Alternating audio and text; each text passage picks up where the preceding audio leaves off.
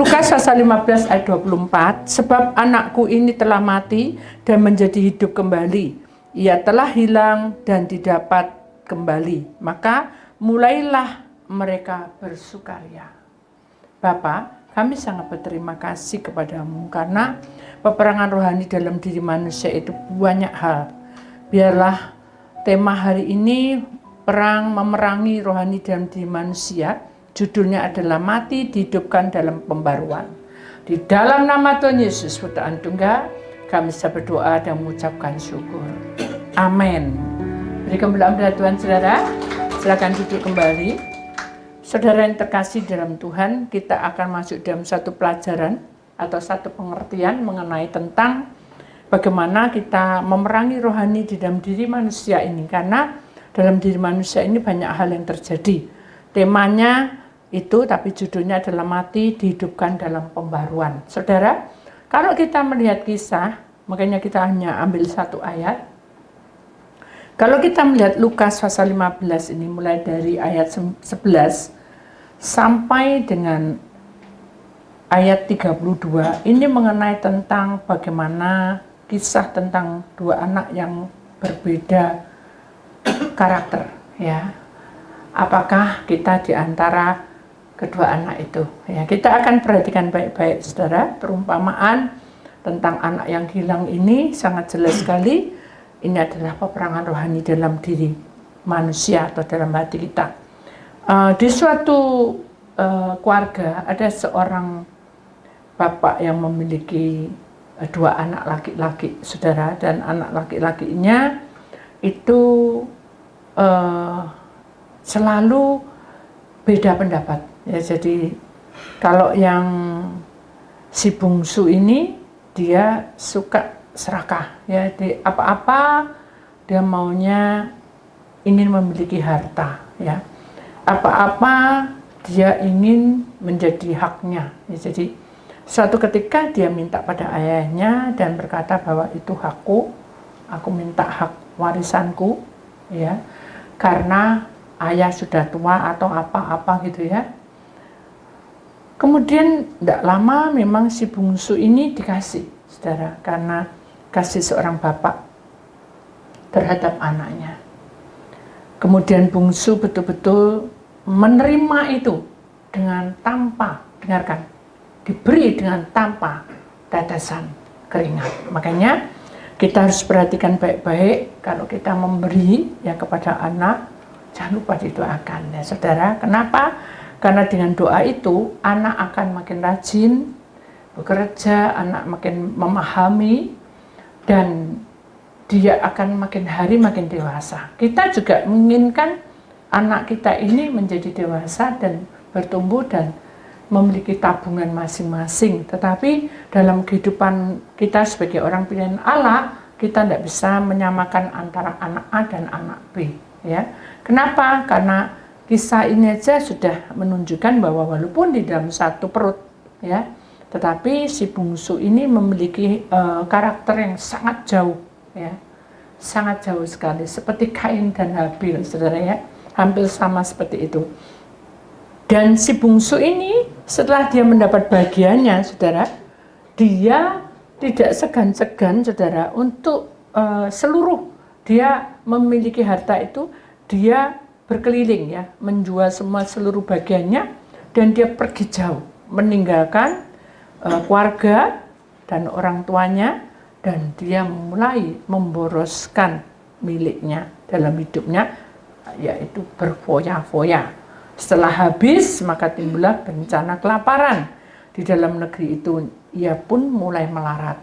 Jadi kita tahu bahwa seorang pekerja, saudara, kita harus menyadari bahwa jangan sampai lumbung kita itu habis, ya saudara.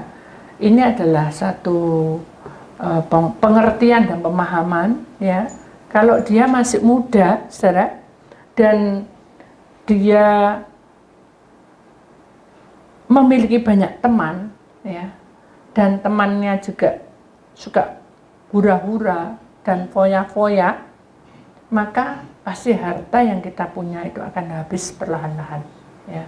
Kalau ini secara kasat mata, ya, tapi kita bicara dalam kasat roh, ya. Dengan roh kita tahu bahwa untuk kita memiliki hak kesulungan dari Tuhan atau dari Bapa kita di surga, kita harus menanamkan iman percaya kita dalam perkara kecil. Ya, kita tidak bisa langsung melompat perkara besar, tapi kita akan belajar dari perkara kecil. Ya, perkara kecil ini yang membuat kita kadang kisruh. Kisruh itu artinya mengapa kok tidak sama. Nah, kita akan perhatikan kisah ini, saudara. Jadi dari awal hak kesulungan pasti diberikan pada orang-orang yang setia. Kita itu setia pagi siang malam. Mungkin kita juga mau berkorban untuk Tuhan. Itu alasan kita untuk cinta Tuhan. Tapi semua itu adalah kewajiban. Kalau dalam hidup kita ada kewajiban, saudara, lalu kita mulai ada dorongan, ya, dorongan untuk melayani, untuk memberikan, untuk mengorbankan waktu kita untuk Tuhan, itu adalah bagian yang Tuhan inginkan supaya kita betul-betul memelihara. Jangan kita hanya sebatas itu, nanti pasti habis. Habis itu dalam arti jenuh, bosan, dan mulai ada apa ya, kalau orang bilang ada, bukan bosan, mulai ada sesuatu yang benturan dalam keinginan hati kita. Pada awalnya kita tuh mencari Tuhan. Kalau kita mencari Tuhan, maka tubuh roh jiwa kita juga harus menyatu. Jangan kita hanya dengan harta benda. Bapa di surga itu sudah memberikan hak warismu, ya, kekayaan di bumi, kekayaan dalam rumah tangga, kekayaan dalam kesehatan, kekayaan di dalam pertumbuhan, semuanya itu sudah digenapi. Tapi kita sadar bahwa dengan yang kita punya ini, kadang-kala kita kurang jeli, ya, kurang jeli, sehingga pada saat di dalam pertengahan kita kehabisan, kayak 5 darah atau 10 darah, ya, yang 5 itu punya minyak, yang 5 tidak punya. Begitu di tengah jalan mati, dia empet, sudah gelap. Nah, itulah yang harus kita koreksi dalam diri kita. Ya, kalau dalam hidup kita itu mencintai Tuhan dengan sungguh-sungguh, maka kita tidak boleh menghambur-hamburkan harta milik Tuhan. Bukan uang, saudara, tapi harta itu adalah pelayananmu, pengorbananmu, kemampuanmu untuk mengasihi Tuhan. Ya, loh, hambur-hambur, no, bagaimana, Bu? Ya, salah satunya kita sudah mulai ogah-ogahan melayani, ya. Jadi berkat yang Tuhan sudah berikan itu jadi kabur, nggak tahu kemana arahnya. Kenapa? Karena Tuhan Allah kita sudah memberkati kita, tetapi dengan berkat itu kita tidak bertanggung jawab. Loh, Bu, apakah kalau aku jadi berkati Tuhan, apakah aku harus melayani? Tidak juga. Di dalam hidupmu ketika kamu tidak melayani, mungkin bukan jadi hamba Tuhan, tapi kamu kepala imam, mungkin kamu istri, mungkin kamu anak, mantu, cucu. Sudahkah kamu berbakti itu? Karena Allah itu ingin supaya kita itu memiliki harta warisan dari surga yang tidak pernah punah. Nah, kalau kita sendiri, jati diri kita sendiri tidak mau menghampiri Dia secara pribadi, bagaimana hak kesulungan itu diberikan terus mengalir gitu. Paham ya, saudara? Mengerti maksudnya? Jadi kalau di dalam kasat mata ini si bungsu dikasih ayah, semua hartanya bagian dia dikasih no, tapi dia jual semua, kemudian dia pergi berkelana sampai habis, sampai melarat kasarannya, dalam arti dia sudah tidak punya apa-apa, malah paceklik tiba. Nah, inilah yang harus kita perhatikan. Bulan 6 tinggal berapa hari? Saya khawatir. Jujur, saya khawatir. Makin dekat, telepon dari mana-mana datang, tamu datang dari mana-mana, hanya membicarakan tentang hebohnya bulan 6. Ibu, Katanya bulan 6 paceklik ya Bu. Benar. Tolong Bu doakan saya supaya saya diberkati tidak sampai ikut paceklik. Saya bilang, Tuhan itu bukan yang punya bank asal kita minta, ya. Tapi atas dasar hatimu, kamu menghampiri Tuhan dan tolong dijaga. Itu yang benar. Jadi bukan Tuhan ini paceklik, wah berkatono terus berkatono. Itu enggak baik juga. Itu serakah seperti si bungsu ini. Jadi bukaan hatimu, datang bilang sama Tuhan, ini keuanganku mungkin minus, tolong Tuhan jaga. Nah tadi itu, ini kesaksian saya saudara. Saya tahu bahwa paceklik itu akan ada ya di depan. Setiap kali saya membuka keuangan, kasarannya membayar sesuatu, saya tuh jadi agak miris, tahu miris ya, ngeri. Bisa enggak ya, melewati semua ini. Saya kasih uang tuh, 1, 2, kan harus bayar. Saya tumpang tangan di atas dompet saya. Dan saya tidak bilang, Puan berkatono ini sudah kelong gitu, atau sudah berkurang gara-gara bayar ini. Ini kan penting anu-anu. Enggak, saya cuma bilang gini, Tuhan, paceklik tiba. Kuasai hati saya, supaya saya bisa ngerem. Apa yang perlu dibeli, dibeli. Apa yang tidak, sudah biar lepas. Kayak gitu. Sungguh, bedak saya habis saudara. Saya nangis sama Tuhan, Tuhan, kok nggak mau temono si bedakku, gitu. Tanya di mana-mana nggak ada. Lalu saya bilang sama Tuhan, Tuhan mungkin saya nggak boleh. Ya sudahlah, saya mengalir aja. Nggak dijawab sama Tuhan. Akhirnya tengah malam Tuhan bicara. Apakah kamu mau belajar seperti si bungsu? Apa ya? Saya nggak tahu bungsu itu apa ya. Baru ingat Lukas 15 ini.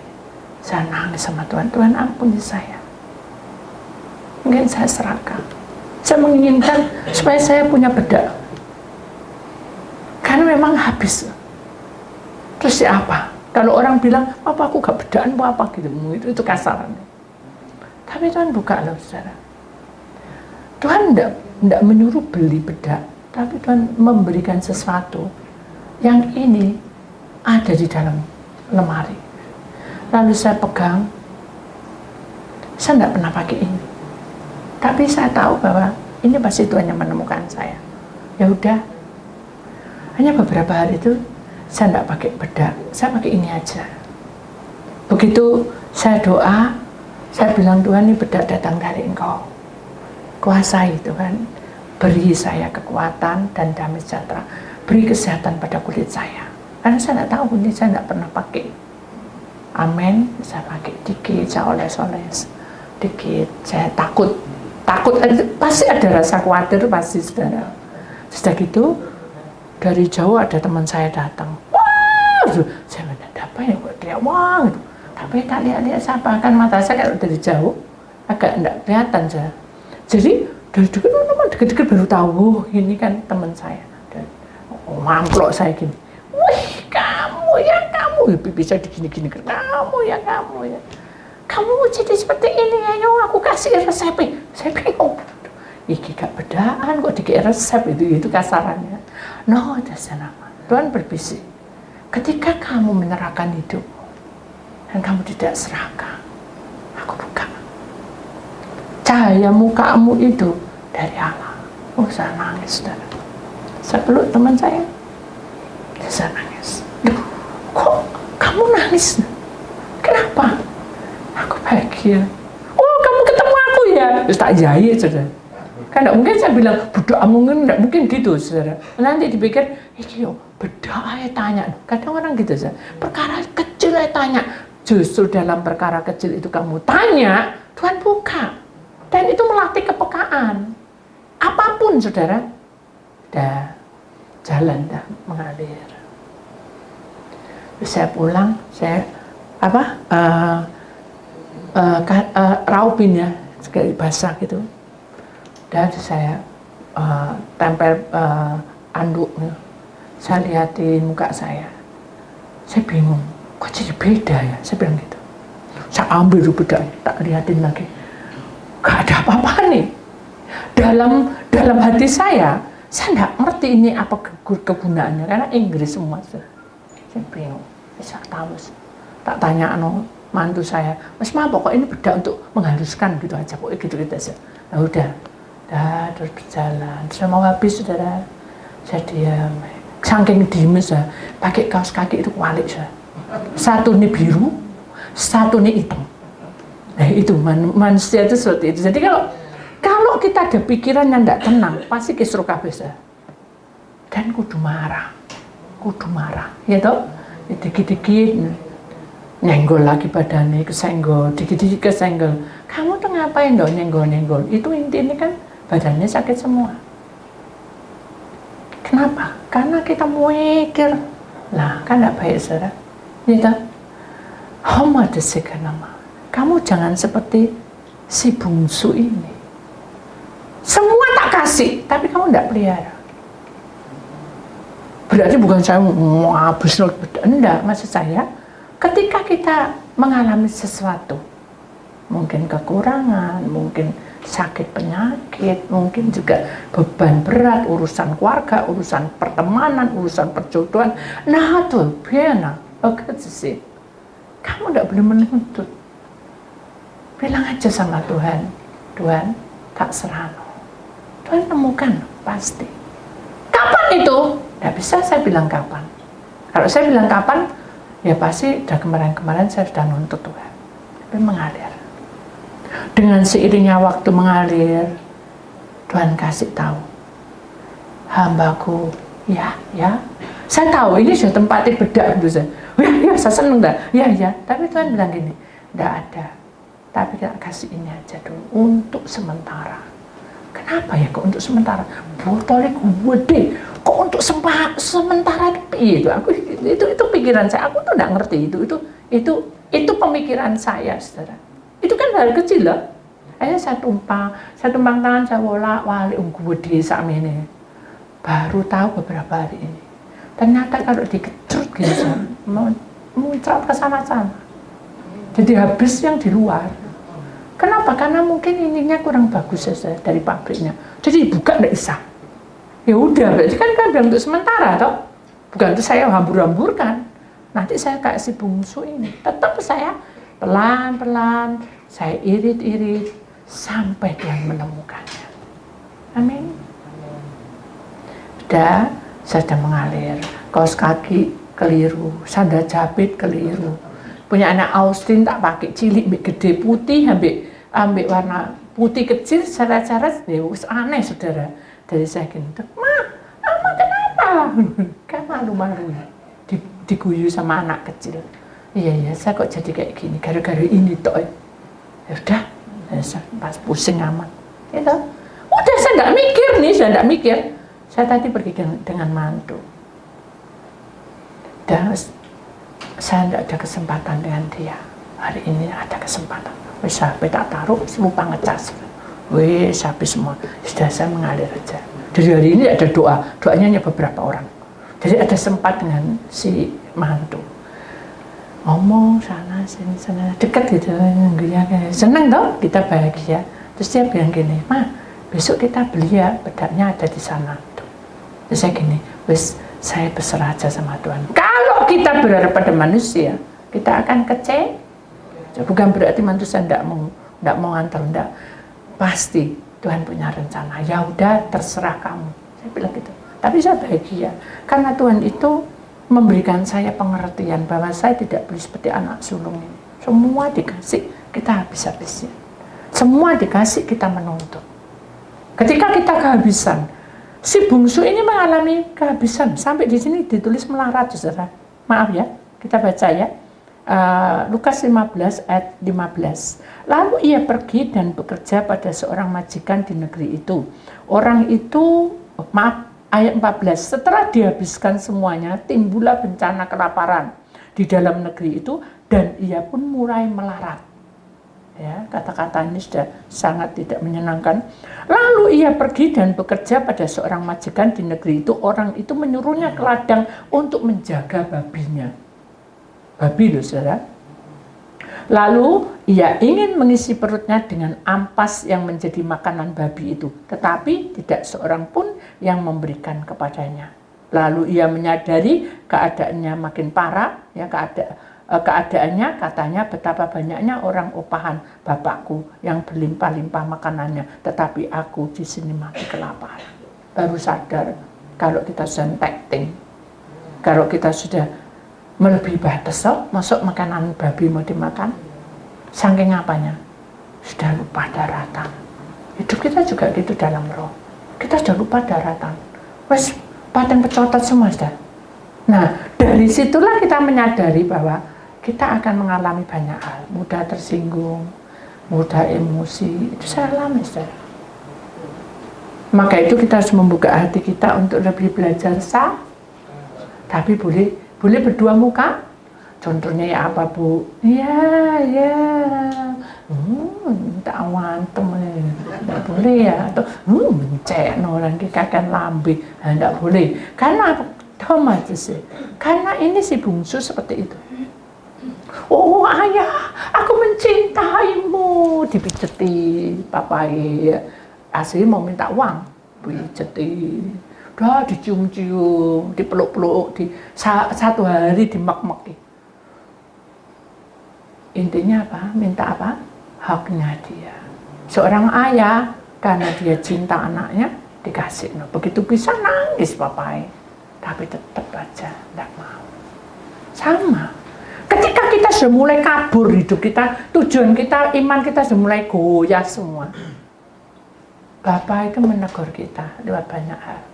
Lalu kita pegang, dia pasti ingin kembali ya anakku, ojo tersesat terus, jangan hilang dari hadapanku, kembali, ayo sini, masuk terus dalam pelataranku, masuk.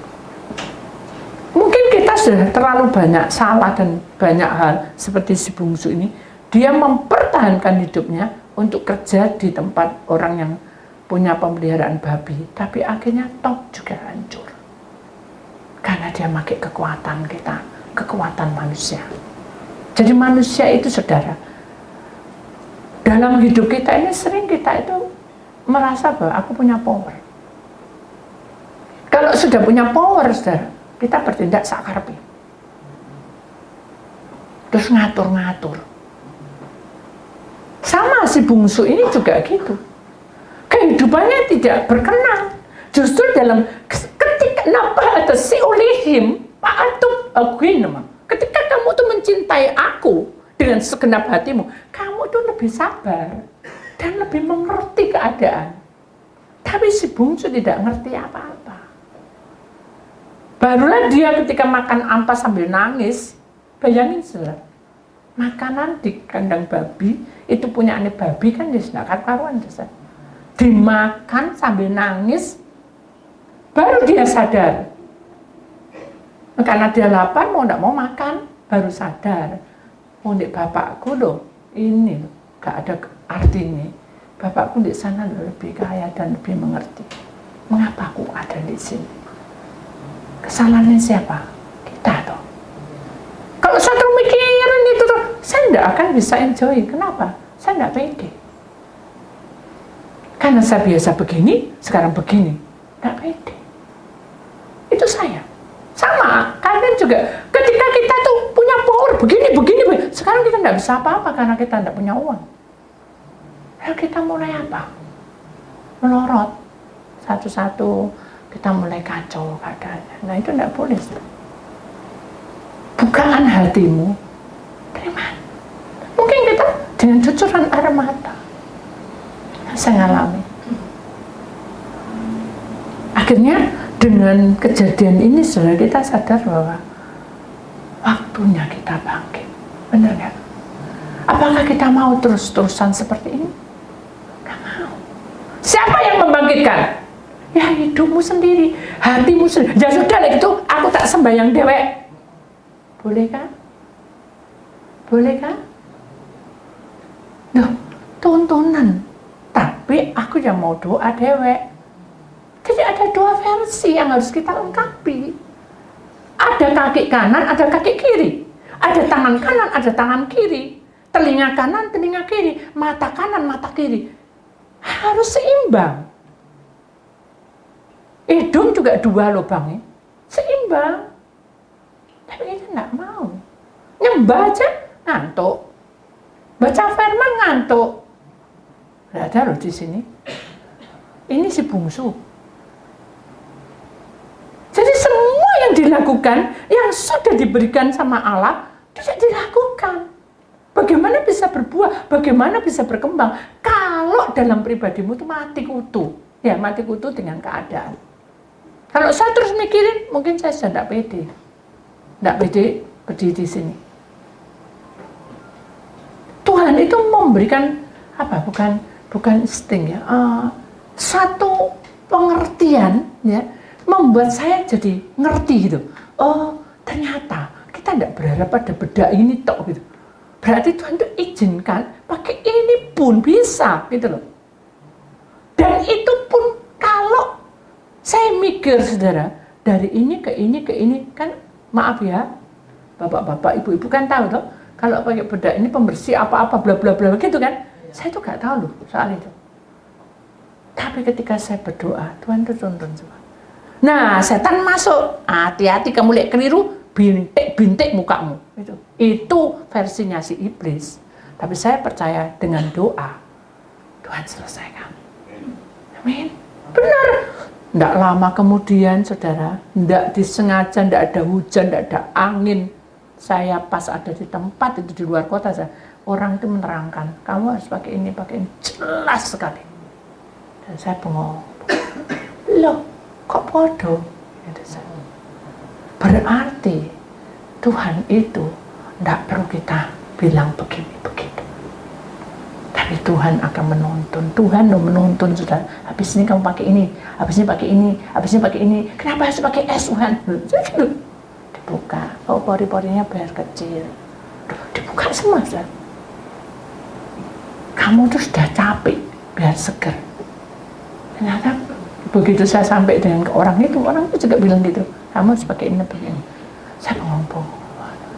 Saya jalan sambil nangis. Bukan saya gembeng. Saya menikmati pimpinan Tuhan itu luar biasa dalam hidup saya. Itu perkara beda, saudara. Apalagi keuangan saudara. Apalagi kehidupan saudara antara mati dan hidup. Dokter vonis kamu harus minum obat ini sampai kamu menutup mata. Itu saya. Kalau kamu enggak, nanti kamu pasti lubang. Kena TBC apa gitu. Virusnya, bakterinya apa, gitu-gitu saudara. Dokter enggak salah saudara. Karena dokter itu memang melihat kenyataannya seperti itu. Kenyataan hidup kita itu seperti ini. Tapi saudara harus mengerti bahwa semuanya itu punya kisah, dan kisah itu untuk menambah imanmu. Sekali lagi, supaya kamu ngerti, kamu dipepet, ditekan, enggak punya apa-apa. Kayak si bungsu ini. Kalau bungsu mau bunuh diri, ya Isa. Tapi dia ingat bapaknya. Dan itu tidak layak kan, lakukan itu bunuh diri. Nah, apa nasib? Ingat loh, bulan 6 ini tinggal berapa hari, sampai 1 tahun paceklik besar. Dan saudara harus perhatikan ini baik-baik. Kemudian, si bungsu ini saudara, lalu aku akan bangkit. Nah ini saudara, saya bacakan ya. Aku akan bangkit dan pergi kepada bapakku dan berkata kepadanya, Bapa, aku telah berdosa terhadap surga dan terhadap Bapa. Ini pengakuannya. Jadi saudara, kalau kita merasa jauh dari Tuhan dan berharap toh, nggak ketemu jalan saudara. Kembali kepada ayat 18 ini. Aku bangkit. Bangkit toh. Bangkit. Bilang sama Bapak, ampuni aku. Karena aku telah melanggar. Aku berdosa terhadap Engkau dan tubuhku. Benar nggak? Benar nggak? Saya juga sering gitu, saudara. Karena saya juga nggak bisa normal, murni, 24 jam tidak melanggar. Saya juga pernah marah, saya juga pernah mangkel. Tapi dengan kejadian ini, kita harus dewasa. Bahwa hidup kita bukan mainan iblis. Amin. Bukan permainan iblis. Tapi kita harus fokus dalam tujuan. Fokus di dalam kebenaran. Fokus di dalam urapan. Nah, Tuhan kasih pengertian lagi. Saya itu kan punya cucu kecil, masih 9 bulan lah. Bianca dipanggil Bika lah, dipanggil Bibi lah gitu. Saya itu lagi membersihkan tempat. Saya kan punya tempat make up, ya, satu kotak gitu hitam plastik gitu kayak kain. Saya taruh situ. Ini kaca, terus ini ya bibir apa, pokoknya di sini foundation apa segala macam. Dia di sana loh, saudara. Lihatin saya. Terus dia jalan pelan-pelan. Jadi dia pegangan berangkang. Pegang berangkang tangan. Lucu, saudara. Pakaiannya juga mama itu tidak pernah ngasih celana lengan panjang, tapi selalu kelihatan semua dadanya. Seksi kan? Jadi lucu jalan. Gitu. Gitu. Lucu. Akhirnya saya ketawa-ketawa, bener ya, anak perempuan lebih lucu dari laki-laki. Tapi saya yakin bahwa semua ciptaan Allah, baik perempuan, baik laki-laki, ya lucu. Ya. Akhirnya dia mendekat. Karena ini agak tinggi, dia kan tidak bisa gini, saya. Wah, kayak dinaik no, saya. Dinaik no kaki. Berusaha untuk berangkang. Nah, si Leon itu ngelihat, dia mau naik, tak naik no ya. Saya kan tidak tahu, dia itu mau ngerah tempat saya itu tadi, tempat make up saya. Naik langsung jalan fokus ke situ. Tuari semua, kalah saya. Ini diambil, itu kacanya yang diambil. Jadi dia berusaha, apa yang ada di situ diambil. Lalu Tuhan berfirman, no goodness, kenapa? Kamu tuh fokus kayak Bika. Bika itu kecil loh, tidak tahu apa-apa. Itu untuk apa juga ngerti. Itu mainan atau makanan juga tidak ngerti. Tapi dia fokus. Dia tidak mau, Bika jangan, mama, waduh, semua heboh. Dia jangan lucu, mulutnya mencocok gitu. Dia ngeceh, aku mau apa, gitu. Dia suka gitu. Kalau dia tidak nurut, mama tidak mau gitu. Dia gini, mencocok gitu, sama ngelirik itu. Terus sampai di situ ambil dia semua. Akhirnya tak ambil dia gini. Gereng-gereng gitu. Jadi dia berontak, maunya dia mau minta punyaan saya. Kan saya juga terlambat main-main gitu. Karena sudah waktunya. Firman Tuhan berkata, nah pada saya, kamu harus fokus. Kalau perlu kamu berlari menuju apa? Ke depan, tidak menengok ke belakang terus, ke depan. Lari sampai pada tujuannya. Itu ada ya, saya. Doma aja, saya. Kamu ini orang awam, saya juga nggak ngerti. Sama kita, siapa tahu masa depan kita? Nggak tahu. Siapa tahu kita ada terjadi? Nggak tahu. Kayak Bika atau nggak tahu apa-apa, tapi dia fokus, dia ambil itu. Demikian juga hidup kita, saudara. Mari kita buka hati kita. Jangan kita seperti orang bungsu ini, anak bungsu ini, wis tidak tahu apa-apa, wis jatuh ketiban tangga, saya baru ingat. Jangan sampai kita seperti itu. Kemudian saudara, suatu kejadian yang luar biasa. Bapak itu pengampun. Seberapa pelanggaranmu? Lemah. Bapak berkata, kemari. Datang padaku. Seorang bapak dengan cinta. Dia izinkan untuk datang. Dia tidak ingat pelanggaran kita. Begitu saya nempel, dia peluk erat-erat. Ayahnya juga gitu. Kemari bungsu.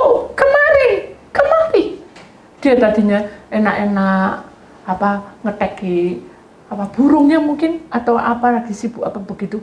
Ada pegawainya bilang itu ada anak bungsu datang, dia taruh tinggal semua dan dia buka tangan dan berkata, kemari. Dia sambil nangis.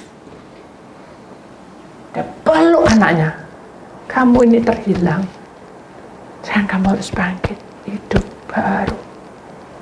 Nangislah anak itu. Allah Bapa juga demikian, saudara. Dia ketuk.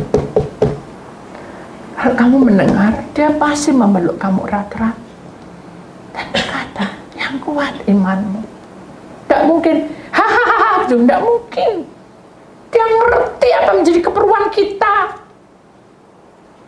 Pada saat suami saya sakit, pada saat papa saya sakit, dia tahu betul apa yang menjadi keperluan saya. No business. Dia tunjuk semua. Jadi saudara, apapun yang terjadi bukan nasibmu yang jelek atau baik. Semua itu di dalam bukan kodrat, tapi semua itu dalam jalur Allah Bapa. Dan Allah Bapa itu mengizinkan itu supaya kamu punya kuat imanmu. Hadapi semua itu. Hamasir. Karena Allah berkuasa atas hidup kita. Bangkit kamu. Dan tidak cukup itu, saudara. Dengan cucuran air mata, dipeluk, dicium, hanya dia panggil pegawai, adakan pesta besar-besaran. Sesuai dengan firman Tuhan kan? Satu orang dimenangkan, malaikat di surga, Malaikat di surga bersorak-sorai. Sesuai kan? Adakan pesta besar-besaran. Sampai anak sulungnya itu yang datang, anak sulungnya itu rajin, saudara.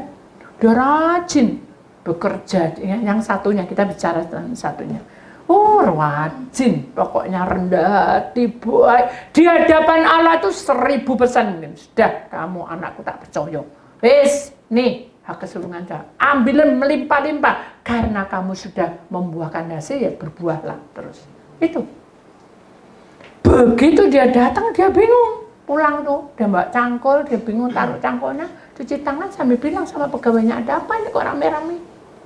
Loh, Tuan, enggak tahu kan? Enggak tahu, kamu enggak cerita. Loh, Tuhan tahu, itu saudaramu si bungsu sudah datang, barusan datang, hari ini dirayakan oleh ayahmu. Maka muka daripada si sulung ini saya berubah. Marah, dendam, benci, mulai hitung-hitungan.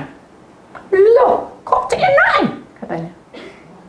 Si bungsu sudah menghabiskan harta benda ayahku. Terus dia dalam posisi kekurangan dan segala macam, dia sudah melanggar semuanya. Meninggalkan keluarga, pokoknya jadi diceritakan semua. Sekarang dia datang malah dirayakan. Apa maksudnya? Marah dia, naik, meninggalkan keramaian itu. Papai datang, dipeluknya si sulung. Apakah kita juga seperti itu? Tahu saudara, maksudnya dalam dunia roh itu apa? Kita selalu ngelirik orang di sebelah kiri kanan kita. Seperti si bungsu, kok enak. Dia lo nggak ada apa-apa. Dadi, itu loh orang itu loh. Welek kok gitu, punya pacar, wayu. Itu loh. Padahal dulu jual sampai jadi ini jual, soge, kaya raya. Sulung ngelirik. Hama senang. Allah tahu saudara, isi hatinya, dipeluk dia. Dipeluk erat-erat, tidak ada perbedaan. Ya. Peluk erat-erat. Dan berkata dengan kasih, hai anakku sulung, lihatlah, dibuka saja. Bentangan sawah dan bentangan ladang semuanya ini milikmu. Lihat semuanya. Semuanya kepenuhan. Dari anak, mantu, cucu, semua turun-turunan, berapa turunan. Aku janji, tak cukup no semua. Lihat ke depan, dibuka semua saja. Berlimpah-limpah keuanganmu. karena kamu rajin. Dan kamu tidak ada sakit. Mengerti kamu? Dah, aku tidak ngerti. Ayah tidak adil. Gitu. Dia tidak kerja, aku yang kerja. Aku dapat apa harusnya? Lalu dibukanya dengan kasih, diciumnya. Ingat loh, kamu sudah aku beri opah lebih-lebih. Sedangkan si bungsu tidak ada opah sudah. Ya, kan habiskan dia, tapi dia tidak tahu jalan. Apa salahnya kalau kita kasih dia pengertian dan diberi kesempatan untuk melakukannya, untuk baik lagi kembali. Dia dah mati, datang ke rumah ini, berkembang bersama-sama dengan kamu. Hah, tidak mau.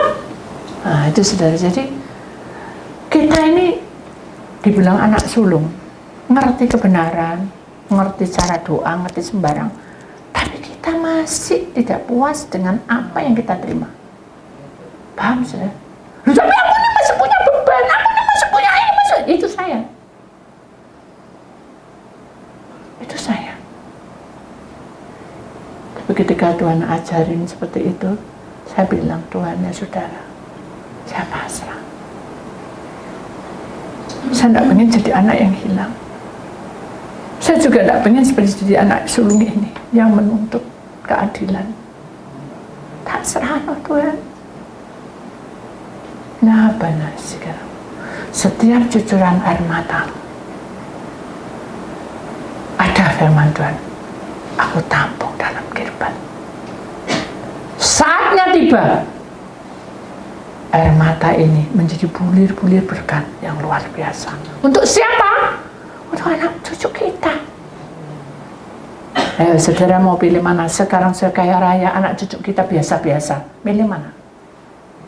Oh, pilih dua-duanya, Bu. Ya udah, teruskan tugasmu.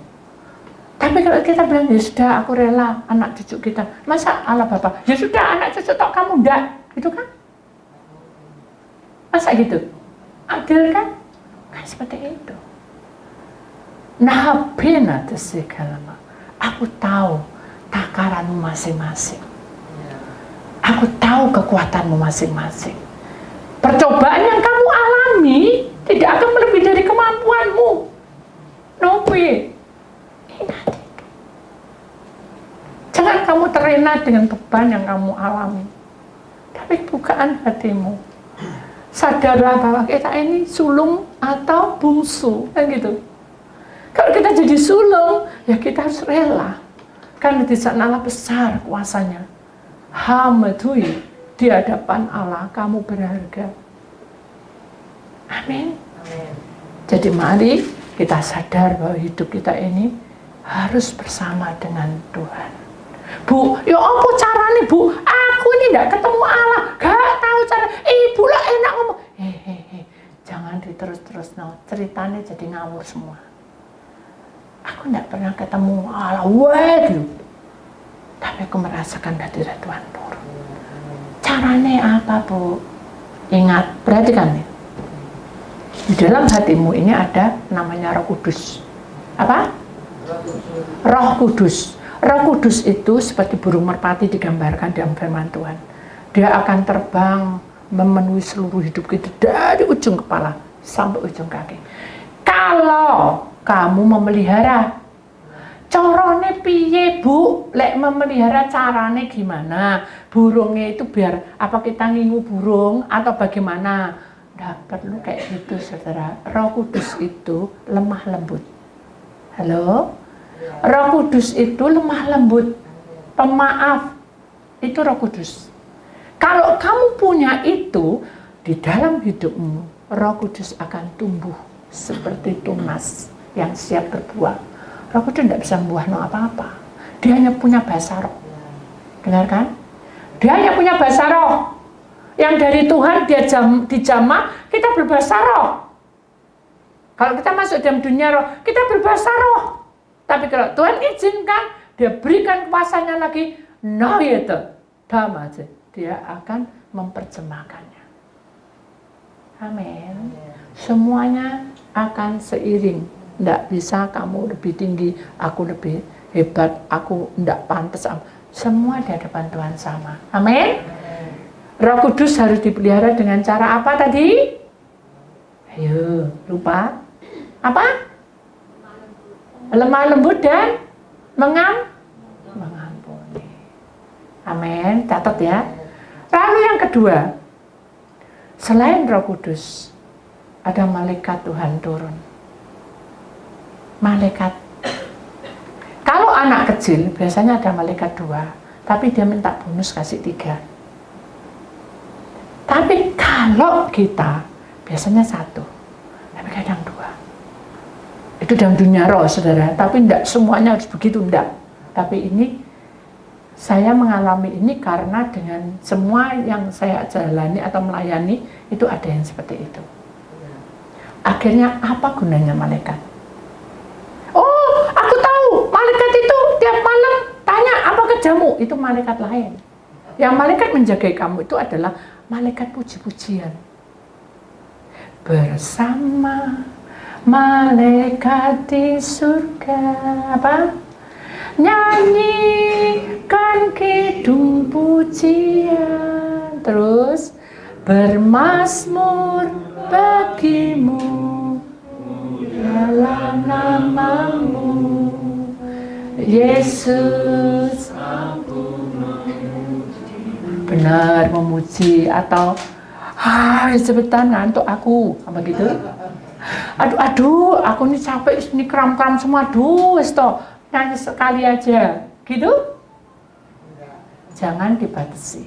Amin. Jadi kalau kita nyanyi, undang malaikatnya. Dong, malaikat di sini. Tidak perlu, saudara. Kamu nyanyi dengan benar-benar, itu turun, saudara, mengurapimu, membentukmu, dan Roh Kudus diajak omong sama malaikat. Ketika orang mati, perhatikan, nggak bisa ngomong. Ketika saya naikkan di kemah perhentian, yang ngomong itu malaikat, saudara, yang jaga, malaikat penjaga, cerita, pesan apa, kadang gitu, ngomong apa, diurung kaku, itu malaikat sendiri. Tapi yang malaikat menjaga kita itu malaikat penyembahan. Mau dihidupkan? Loh, amin. Kok setengah ya, Sa? Ya, aku gak bisa nyanyi, bodoh, Sa. Saya enggak nyanyi, gak bisa nyanyi, enggak hafal-hafal. Harus belajar. Caranya apa, Bu? Seteleng. Yaitu YouTube atau itu apa, radio, TV yang puji-pujian.